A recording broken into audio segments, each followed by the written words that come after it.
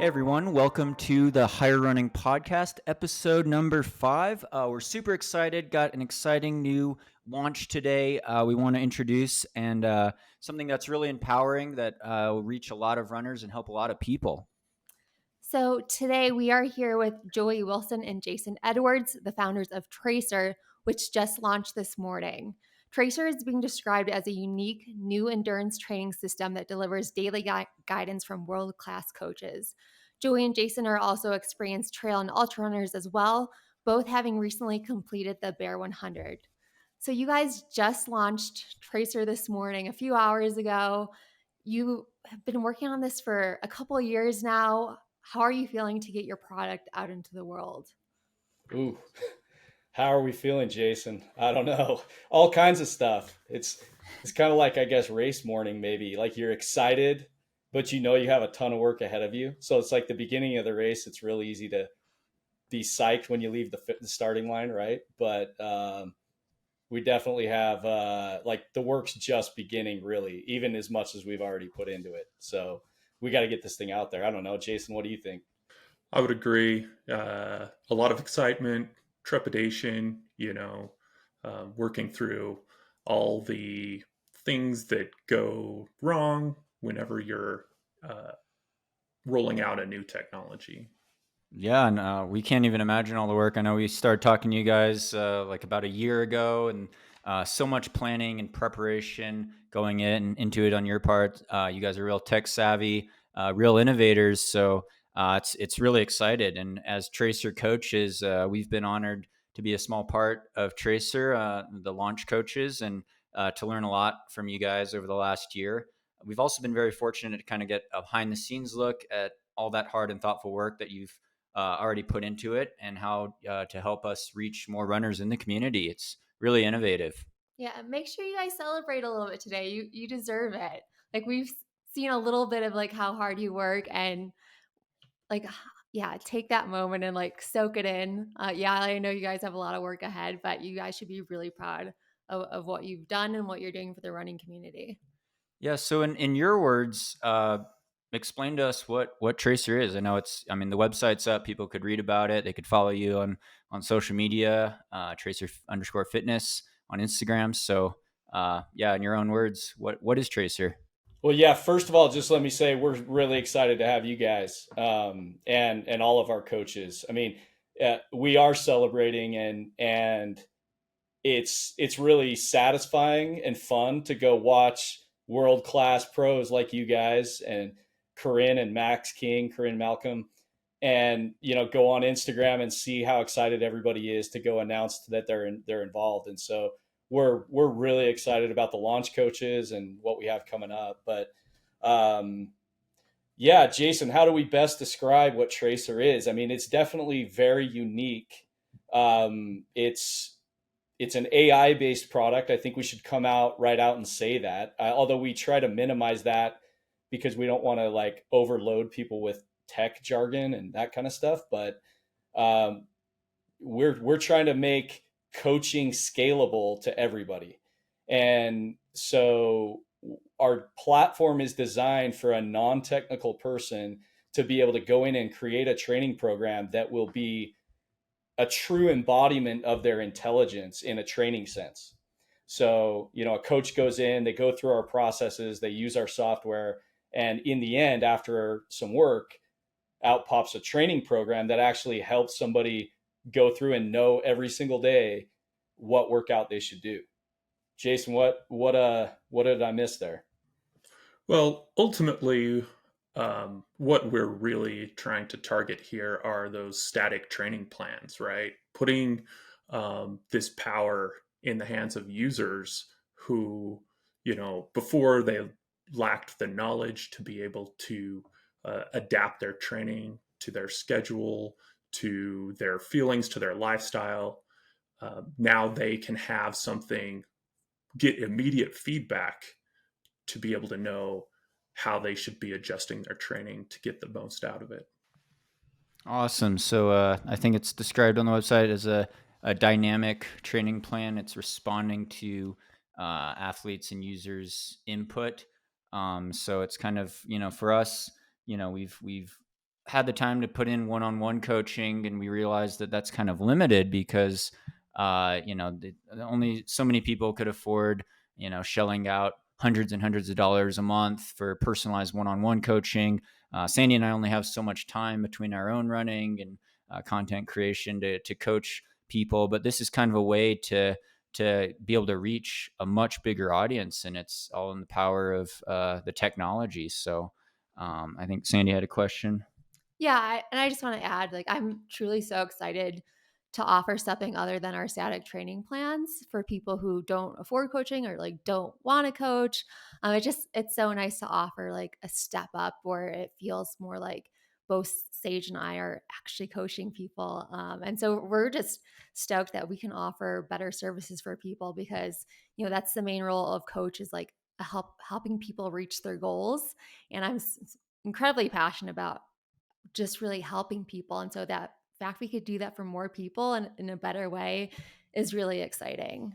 And so I'll just move on to the next question. And I'm going to ask, how did you guys come up with Tracer? I always love when you guys talk about this. I think it's you guys put in a very good way. So whoever wants to start of how you guys came up with the idea.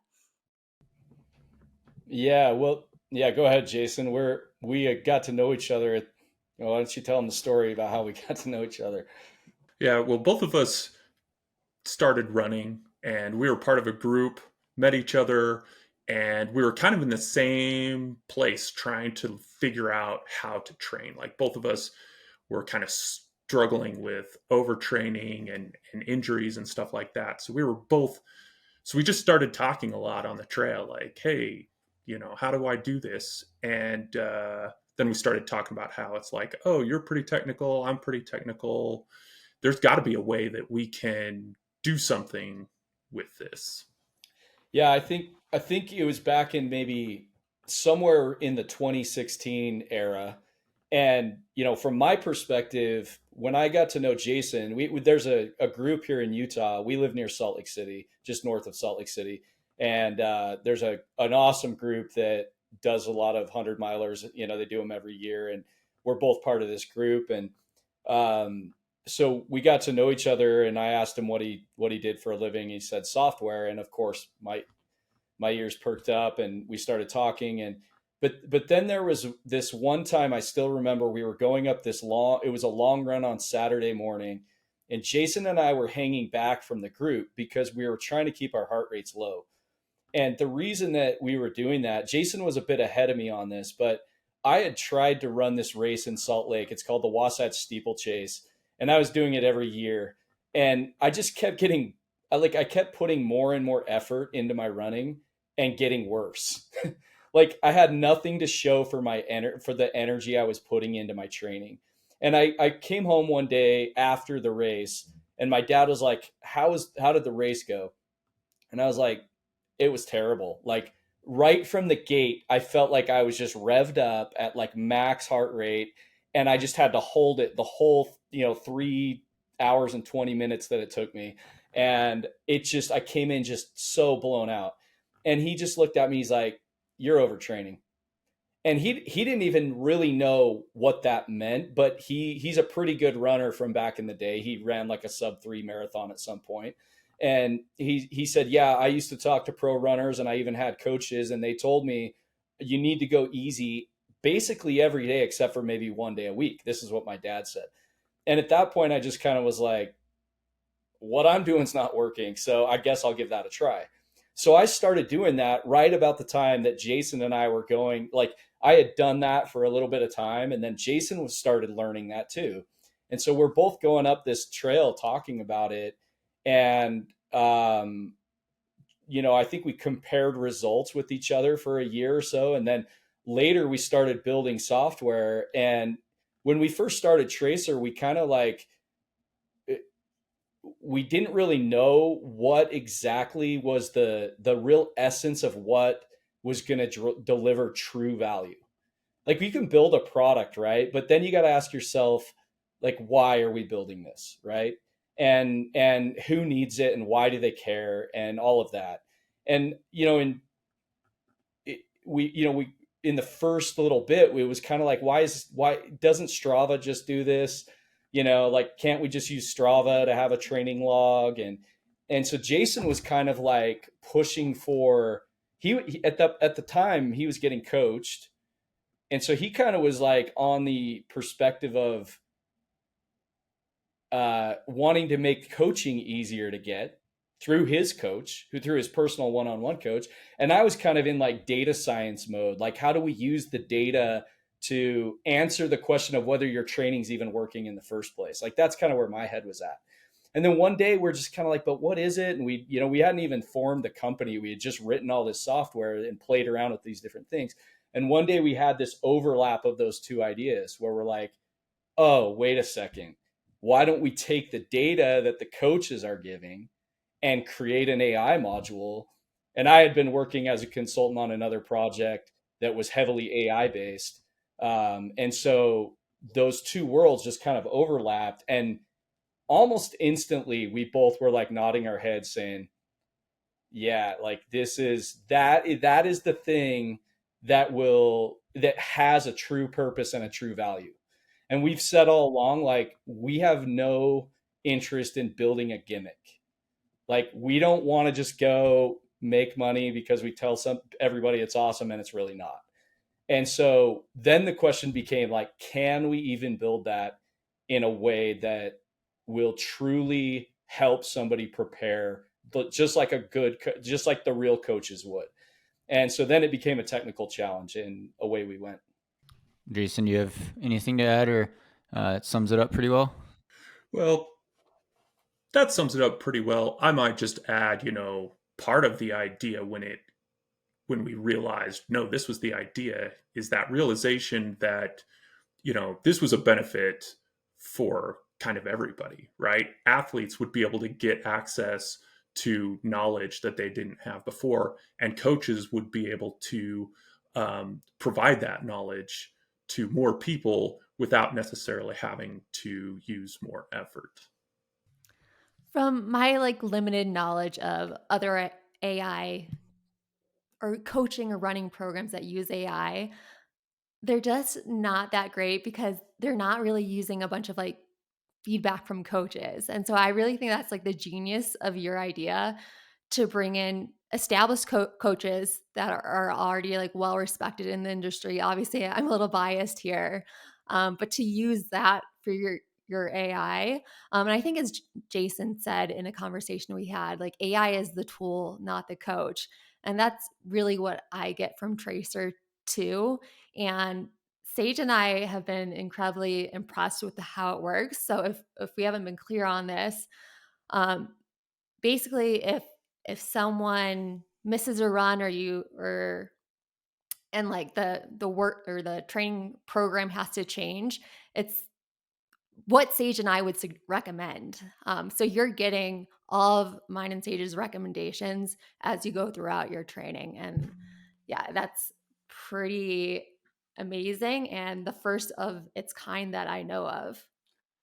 Yeah, and like we said, there's the other coaches on board, Max King, Corinne Malcolm, and it's reflecting. It's part of the magic secret sauce, so to speak. There's an extensive onboarding process, and it reflects kind of our philosophy, our higher running philosophy, and our unique personality in coaching with the user's inputs. So life happens. People have busy schedules. They get sick. They get a little ache or pain, and the program's going to dynamically adjust as they go along. And that's kind of the beauty and the genius that you guys have created with the product. So next question. Oh, go ahead. Yeah, and on that Sage, that one of the amazing things about AI in general, and not just Tracer, but you're taking human knowledge. So like, you guys have spent your lives like learning how to train correctly, right? You've had amazing coaches. In fact, I'm convinced that like great runners often have adolescent coaches that are amazing, or during their adolescence, they have coaches that really help them to learn. And so we actually have all of these like neural connections in our brains right now, right? Your brains, your training brain are literally chemicals that are mapped, and your brain has formed these connections. And what Tracer does is it attempts to go into your brain to find out those connections through the software. And that sounds very sci-fi-ish, but that's actually what it's doing, because what we need to do is take what you understand about training and map it into a form of your brain that actually runs on the software. And that's why, I mean, it really is, yes, it's AI, but it's really your intelligence, your human intelligence that we're scaling. We're not trying to build just general AI that just somehow magically knows everything that you want to do. Like, some of the products that are out there, they tell you how to train and they don't even know what you're training for, right? And so it's really just fascinating from a science level of we're mapping the neurons in your brain into the artificial intelligence software that then can act as your stand-in, right? So that people can have you on a much bigger scale and at a much lower price. Along those lines, one of the things that we wondered about, you touched on the existing ones, is a lot of those are like, whose ideas are these behind the training, right? Like, I felt like that was one of the key things with Tracer, is how we were connecting people with coaches. Like Sandi said, the AI is the tool, the coach is what we're really after, that knowledge the coach provides. So that's what we're going after, is connecting users, athletes to the coaches. And when you do that, what coach provided the data that AI module has been trained on, so that you're able to take advantage of that particular coach's design philosophies and ideas in their training. Great question, or great answers there. And yeah, I mean, talking about going off on the AI still, some people might feel a little threatened by the AI as a technology, and they see it as often designed to replace human work. You guys have already kind of answered this. How will artificial intelligence affect endurance athletes and coaches in the future, do you think? I mean, AI is here to stay, whether it's in endurance coaching or elsewhere, right? It's just a new way of looking at a problem. It's a new way of building machines that can do work for us. And that's an age old problem, right? From the discovery of fire, right? Like fire can be used to make our lives better, but it can also be used in a destructive way. Um, but I think personally, if the engineers behind the AI and the intelligence behind the AI, which is really human intelligence, right? AI is an embodiment of human intelligence. It didn't come from itself. It's a human invention.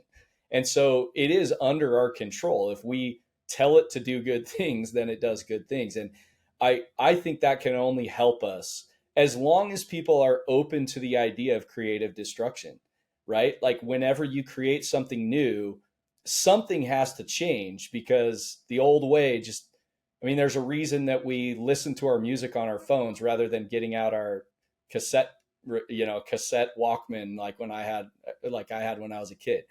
So yes, things have to change, but that doesn't mean it has to be threatening.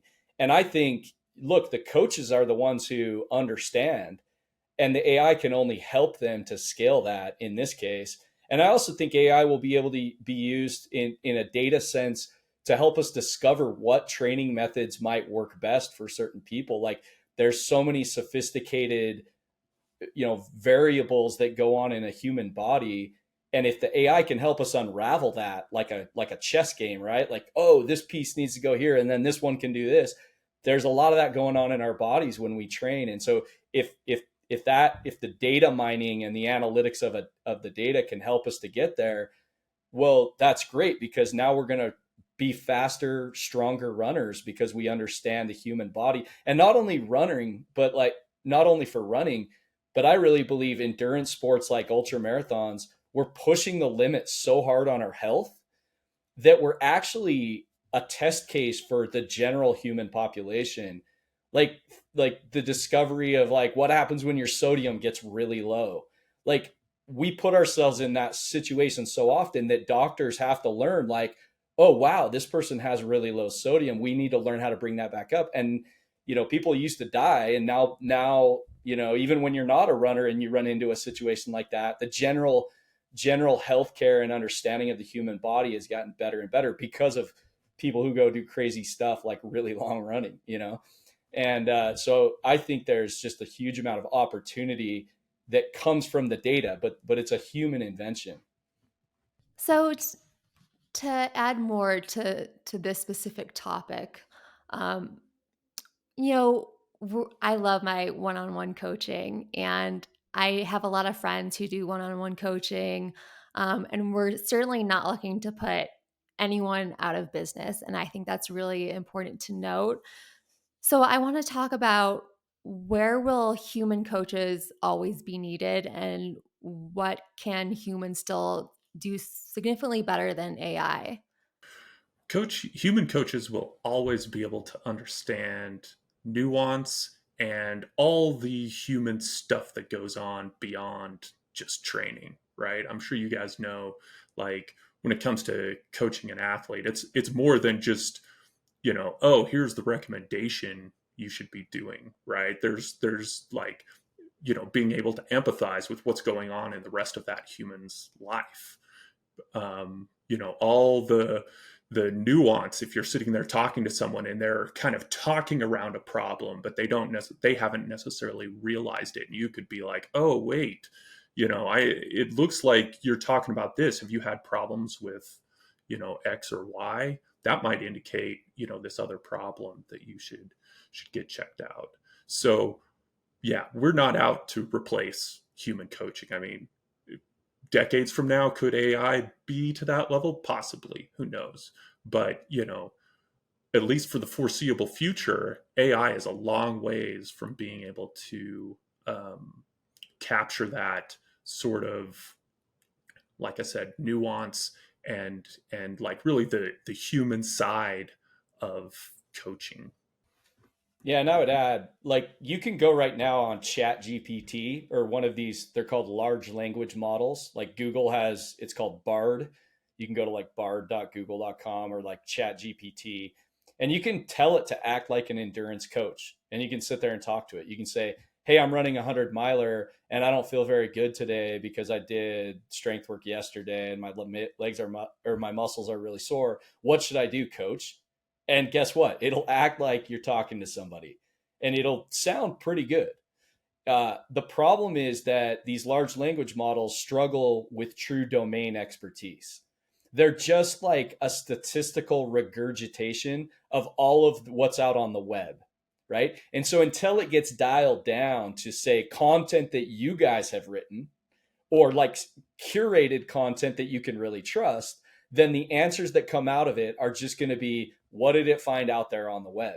And in my life, following what everybody thinks is right down the middle is often what led me to overtraining in 2016. It's like no pain, no gain, everybody. The harder I hurt, the more I work, and the harder I run up this hill every single time, the better I'm going to get. And so then I just anaerobically was just like totally overdone and just cooked out, and I wasn't having any results. And it only when somebody introduced a counterintuitive nuance to me did I start progressing. And I've made huge progress since learning that stuff. That's an example of where you can't just like, look, the internet's out there if you want to go read it, right? And that's what these models do. They have to be boiled down to a domain that is it's a much tighter sphere.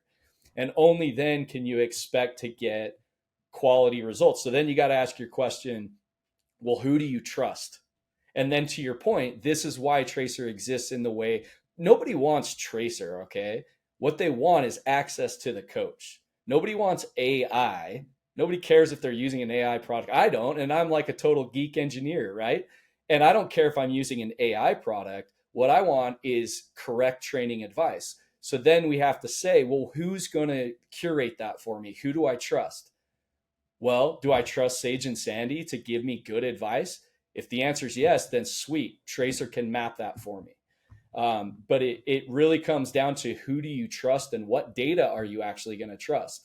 And Tracer acts as a mechanism to really connect those two worlds in a way that Chat GPT and like general AI models that are out there just can't do it. Oh, great answer. Yeah, there's a lot of information out there on the internet, and it gets overwhelming, and some of it's kind of not great information depending on the source. So, I've done that. I've typed in Chat GPT, create a marathon plan, and some of those numbers are pretty reckless. Sometimes it's all over the place, right? Like it'll build you up to a 26-mile long run at the end, and yeah, and then it's a little misguided, I'd say. But I guess in easy to understand terms, how does machine learning and AI actually work? And I've got an idea. I just always talk too much. So I see the thing is here, I always have to zip my lip because Jason and I have very complementary personalities. So This is true. anyway. This is true. So, one of the ways that you can think of AI is historically, if you wanted to build a computer program, you'd hire programmers like us to go out and write a bunch of statements. And so we'd sit there with you and be like, okay, like, you know, what day should we do a rest day on, right? We'd write an if statement, right? And then it's like, okay, the next day, what should it be, right? And we'd sit there and code up a whole bunch of really complex if else statements. But at some point, you reach a place where you've put in so many statements and it's so complicated that like and you still can't even capture all the different situations. So in this case, what we do is kind of flip that around and say, hey, you know, computer, why don't you go look at this and figure out what the program should be? And then kind of turn it loose to look at the data, find those patterns, and figure out, you know, what are all the variables that are contributing to this ultimate result. Yeah, and a really easy, well said, Jason. And a really easy example of that is there's a simple rule where like most coaches probably don't want you to train if you were to say, I'm sick today. Okay. So Tracer has this little button that can allows you to report on whether you're sick or not. So most of the time, the coach's intelligence is like, oh, if you're sick today, just don't run, right? Like, and not always, like sometimes maybe you do something really lightweight or something, but most coaches are just like, it's either a really, really easy day or just a flat out rest day. There's not a lot of nuance to that, right? It's just kind of like one if statement. So that one's very easy for a human to just code in their software. If sick, recommend rest day, right? Like that's easy.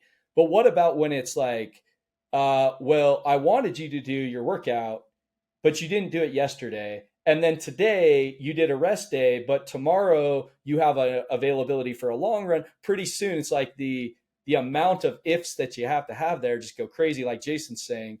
And so, yeah, by instead flipping it and saying, here's all this data, the machine can go try to match your data. And if it can match your data from the inputs, that means it's accurate to behaviors that you are, you know, with all of these nuances. So these nuances show up in your data, and then it's up to the computer to go match the data. And so all of the nuances end up actually coming out in your program without us having to explicitly know them. Yeah, wow, that's really cool. Yeah, and it works incredibly well. As you have showed Sage and I, like obviously coming in as some of your first coaches, there's some trust and skepticism that needs to be worked through. And you both have proved to us consistently that this is something we can believe in, and people and trail runners and well all runners can believe in as well because of how well you've built this out. Yeah, you should be skeptical because like a complex thing like this that we're promising, it's like show me a demo of that, right? Don't talk about it. I want to see it work, right? Like that's what it has to get to. And you have to have control of the demo, not us with something in our pocket like turning on and off like a, something. I call it the remote control demo, right? Like somebody's got it in their pocket and they're tricking everybody. And what's really cool is like Max King's marathon program is the most mature of our programs right now, and we've had test users actually go through a whole training cycle, And multiple people have PR'd. Out of the few testers that we've had there, the reports that we're getting back are Tim Jones, he's involved in Tracer. He's been testing it, and he said, I'm going to follow Tracer and see what happens. And he didn't talk to Max, and he didn't say, hey, what should I do? He just was like, okay, what's on the schedule? I'm going to do it. And he went out and just smoked a PR on his marathon. And he said, like, I couldn't have had a better race. Now, that's not going to happen every time, right? We're still human. And even with the best training advice, we're going to have our ebbs and flows with our fitness, right? Like, I'm sure you guys see that in your personal coaching. Sometimes it works, and sometimes you have failures too. And Tracer, frankly, is going to have issues, right? Like, it's not going to be a perfect embodiment of your intelligence, but it already works really, really well. It's already way better than having a static plan, and it's only getting better. And you better believe we're not going to sit on our hands and not make it better as this thing gets going, and as more and more people are able to pay for it and drive revenue in our company. Our intention is just to reinvest that money into making the product better and better and better. Jason, anything to add?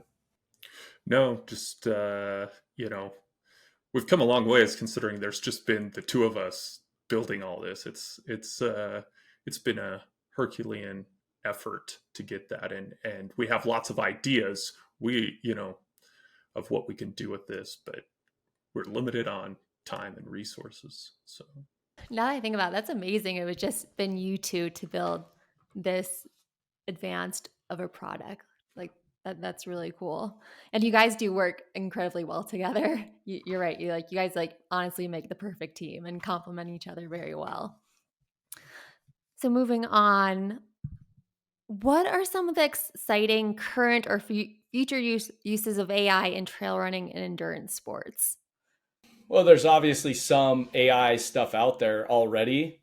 We're not super impressed with like some of the AI programs out there. That's not to like diss on anybody, but we just haven't seen a product that we're like, gotta have that from an AI perspective. I mean, you see that there's like, yeah, I won't name anything, but um, yeah, what other products are out there that are AI based? Um, Sensors, right? Like, so I don't know this, but I think I read somewhere Koros when you run on a treadmill. So like I have a Koros watch. I know you guys are Koros athletes as well. Um, so from what my understanding is, like when you run on a treadmill, there's some error that's going to happen based on your cadence, that, it's going to say, okay, you ran this far. It doesn't actually have GPS when you're on a treadmill, right? So it can use machine learning in that sense to, like, if you calibrate it and say, actually, that was a 4.5 mile run, not a 3.9 mile run, that's a piece of data, right? And then they could use that to make it more accurate based on, like, what your cadence is, maybe what the shape of the signal, the accelerometer is like going up and down, and they can use that to like run it through something that is machine learning to say, hey, this is highly accurate now. Whereas before it might have been 10% off, and now maybe it's 3% off or something, because machine learning can take into account a much more sophisticated view. Same with heart rate strap, right? Like it might be able to say, okay, I'm watching your cadence bounce around when you're running, and I know how warm you are and all of those things, and bring that all together into a higher accuracy heart rate monitor. Jason, what are some other cool AI products that are out there? that are already out there or future ones. Either, I guess. I mean, really, when it comes down to it, pretty much anywhere there's data, there's potential uses for it, right? Like Joey alluded to, I tend to think of get kind of hung up on the coaching side because I find that really interesting and fulfilling. And it's easy to imagine a world where you as a coach could be using your own tools to help make that quicker and easier to create programs. That's one of them. Another one could be, with sites like Open Split Time, being able to have a lot of data. Um, you could probably start to use that to do things like, I don't know, predicting, um, you know, race times and other stuff like that.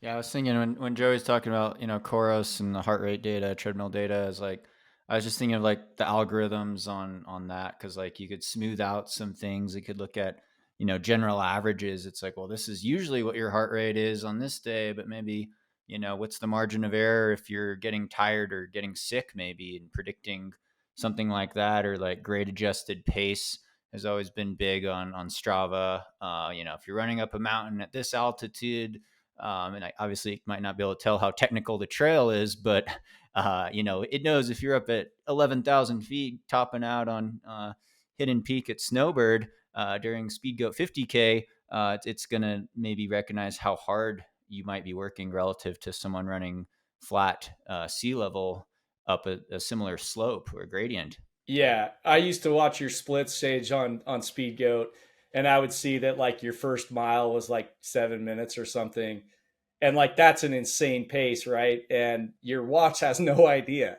right? Like your watch just thinks like, okay, 7 minute mile, and it's like, no, that's an insane effort to run up the first mile. It's like what is it, 500 feet of climbing or something in the first mile, 800 feet right out of the gate. You got to go up that road, and yeah, so this is a perfect example of where it's like the even the profile of the course needs to be taken into account, because like, is it the same thing as, say you went up something really steep and then ran it really gradual down? Would your time really be the same as if you did it backwards and ran really gradual up and then just dropped a steep downhill? And does that depend on the individual, right? Like how fast are you on the down? So all of this stuff is data that is out there, right? And if people can find great ways to use the data, then an AI application is probably hanging out there.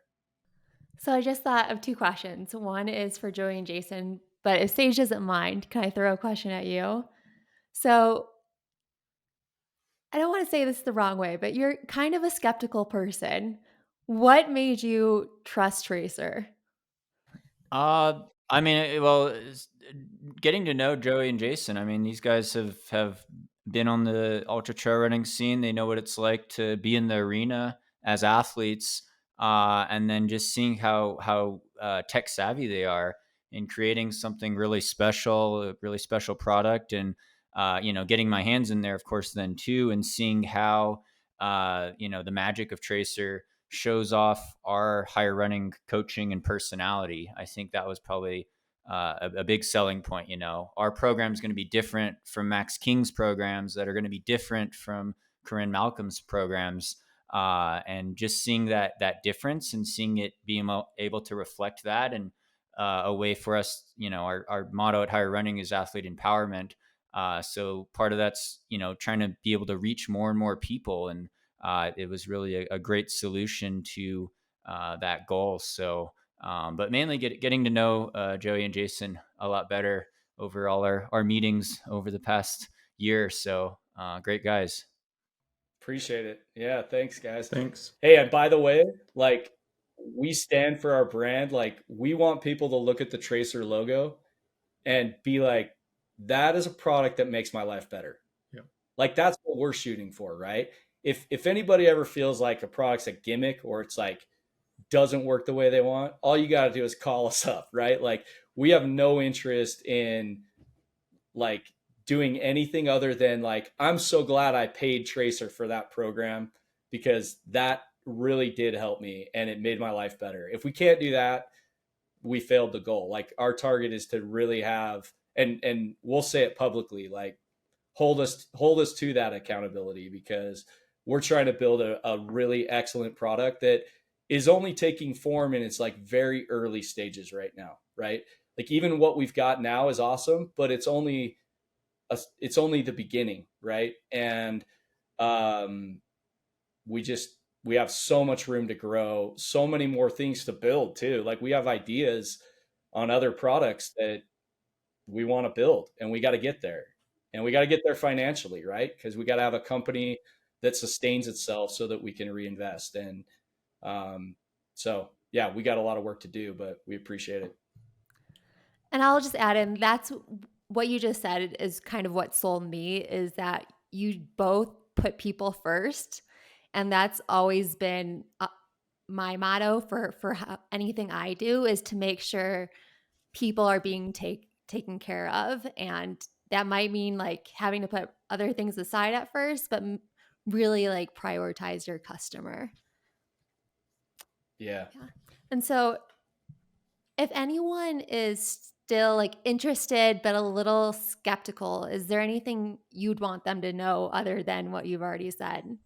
Go sign up on our early access, and like, we might give it to you for free. We're still trying to decide how we're going to do the early access. We do have some users that we gave it to for free, and they went out and trained for their marathons with Max King's program, and we're doing more of that with the other programs that are coming up. And over the next few months here, like, the best way to know whether, like, be skeptical, that's fine, but have an open mind that the skepticism might be resolved. Because I like, when I try a new product, I'm like, let's see if this thing actually works, right? If it doesn't work, it doesn't work, right? If it doesn't do what it promises to do, then I don't know. Have you guys ever heard of the company Theranos? Oh yeah, we know that one. It was all a big, yeah, I mean, it's like a scam, right? Like, because they were saying what they were trying to build, but they were saying it as if we have built it, not what we are trying to build, right?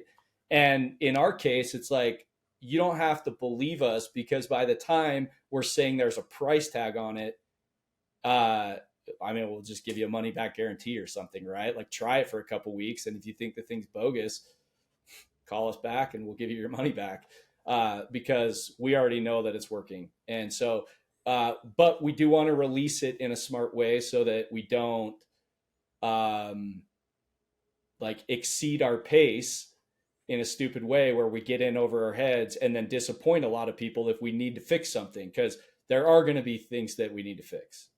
It's like pacing an ultra. You gotta be smart. But yeah, where could people find out more information about Tracer? I'll share the links to the website, tracerfitness.com. You guys also have the Instagram.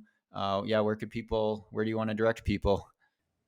Yeah, just hit our website, tracerfitness.com. Awesome. And yeah, you could see, learn a lot more, see the coaches, and yeah, get a good feel for, there's some beautiful imagery on there too, I must say. But yeah, well, I think, does that wrap up? Is there anything else you guys wanted to add? No, Jason. I'll just say, hey, we're really excited to have you guys, and you guys are such a key piece of this. We've talked a lot about the work Jason and I have done, but let's not forget to mention the work you guys do, and the work you guys have done, not just over the last few months for Tracer, for your program, but the work you do just to be a coach, right? Like, you spend all day trying to discern what information is good for somebody to follow versus what information is going to hurt somebody. And you have to go experiment with that. And you have to spend your life decoding that really messy part of human physiology. And that's a lot of work. And so Tracer's nothing without your knowledge. You know what I mean? It's like, if we can't connect to the coaches who know what they're doing, then what does it connect to? It's just a bridge to nowhere. Tracer's really a bridge, and you guys are the destination. The users, that's what people want. People want access to you guys and to the coaches that are on it. So I just wanted to, throw that in there, that we are really excited that you guys are a part of this. Oh, well, thanks to you guys. Thanks for the opportunity. Really appreciate it. And yeah, thanks for being on the podcast, taking the time. And again, people check out tracerfitness.com, tracer_fitness on Instagram. And Yeah, thanks, guys. We appreciate you both for being on our podcast and also for this great opportunity for us. Yeah, let's rock. We got a lot of work ahead of us. yeah, I imagine. All right, we'll see you out there on the trails and roads. Thank you. See you guys. Thank you. Take it easy. Thanks. Bye. Yep.